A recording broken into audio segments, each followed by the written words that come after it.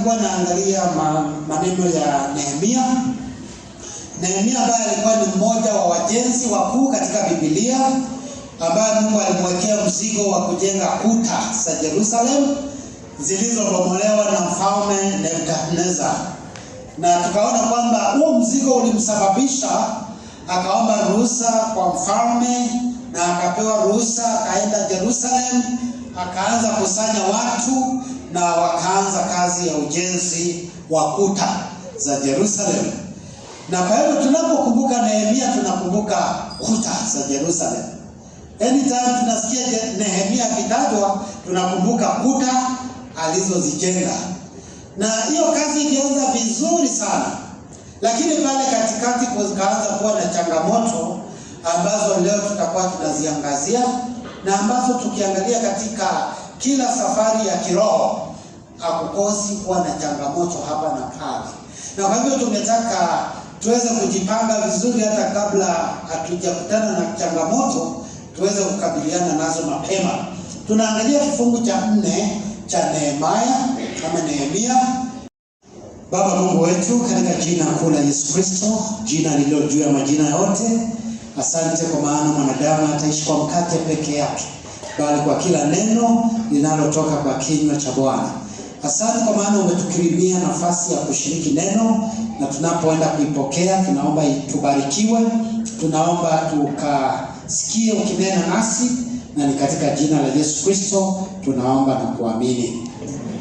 Na sote tuseme amina. Amina. Unaweza weka mikono yako upigie Bwana makofi mazuri kwa sababu ya kipawa cha neno lake ambacho ametupea siku ya leo.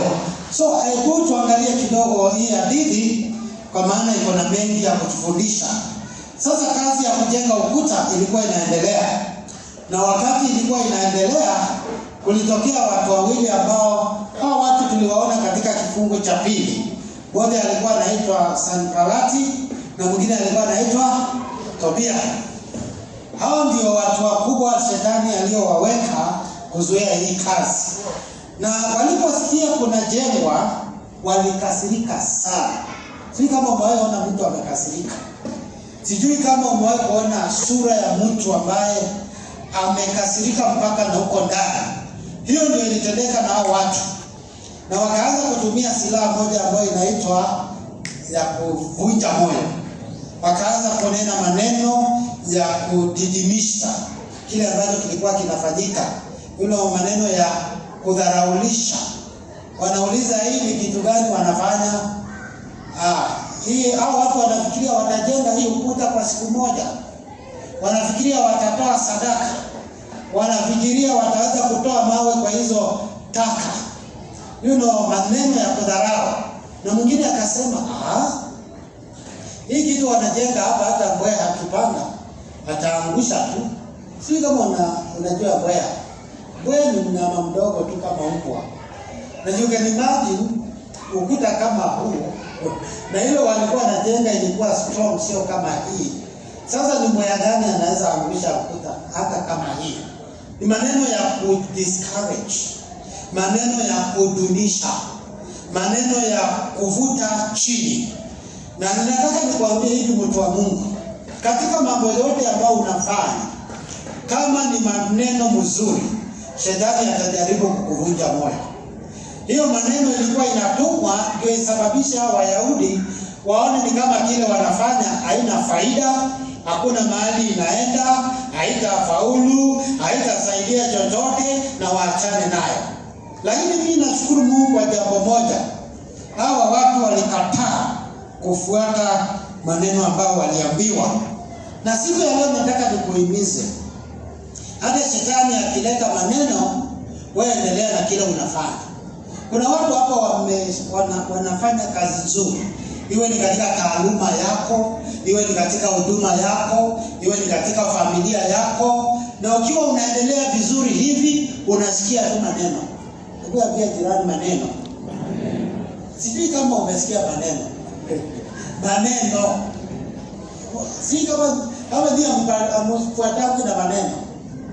Unasikia tu, wewe unafanya kazi yako vizuri, unaendelea vizuri, lakini unasikia maneno.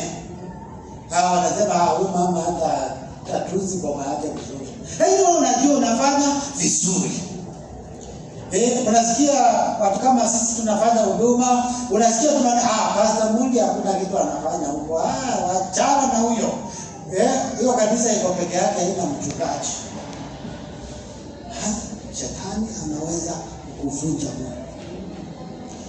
Mahali pako pa kazi ukakuta unatia bidii yako, lakini mdozi anakuambia hata hakuna kitu unaleta kwa hii kampuni. Lakini unajua tu the time una invest kwa hiyo kazi, resources, your efforts, na unasikia tu maneno ya kuvunja moyo.